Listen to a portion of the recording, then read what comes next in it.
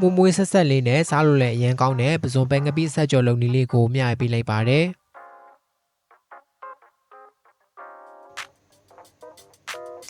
အရင်ဆုံးပဇွန်ကောင်းလေးတွေကိုကကြီးလေးနဲ့ညှက်ထားပေးပြီးတော့လက်လေးတွေကိုလည်းညှက်ထားပေးလိုက်ပါမယ်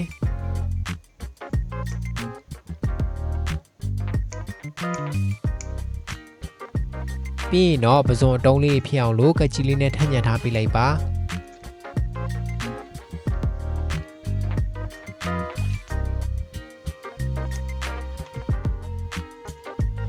နောက်ထပ်ငရုတ်သီးအနည်းလေးတွေကိုလည်းလိထားပေးလိုက်ပါမယ်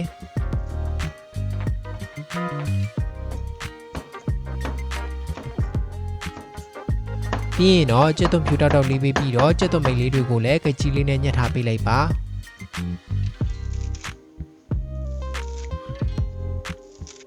အိုးထဲမှာစီထည့်ပေးပြီးစီပူလာပြီဆိုရင်တော့ခုနကြိုက်ထားတဲ့ပဇွန်လေးတွေကိုရွှေအောင်တန်းပြီးတော့ကျွတ်လာအထိကြော်ထားပေးလိုက်ပါမယ်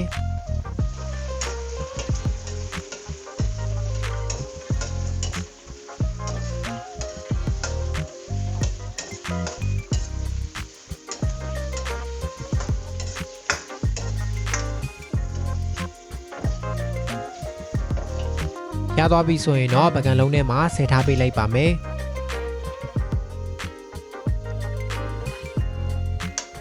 နောက်ထပ်အိုးထဲမှာစီထပ်တဲ့ပေးပြီးတော့ကြက်သွန်ဖြူနဲ့ငရုတ်သီးအနီလေးတွေကိုအနံမွေးလာအထိကြော်ထားပေးလိုက်ပါမယ်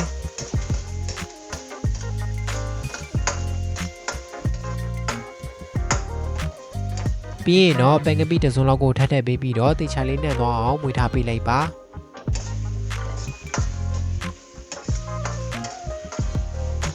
နောက်ထပ်ခုနကြော်ထားတဲ့ပဇွန်လေးတွေကိုထည့်ပေးပြီးတော့ကြော်ထားပေးလိုက်ပါမယ်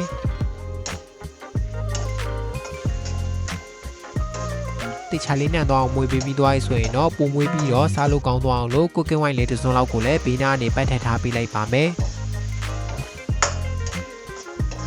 ပြီးရင်တော့အရသာအတွက်ပဲငတ်ပြဲ့ရဲ့အကြီးတစ်စုံကြက်သားမုံနဲ့တကြားတစ်စုံကိုလည်းထည့်ထားပေးလိုက်ပါမယ်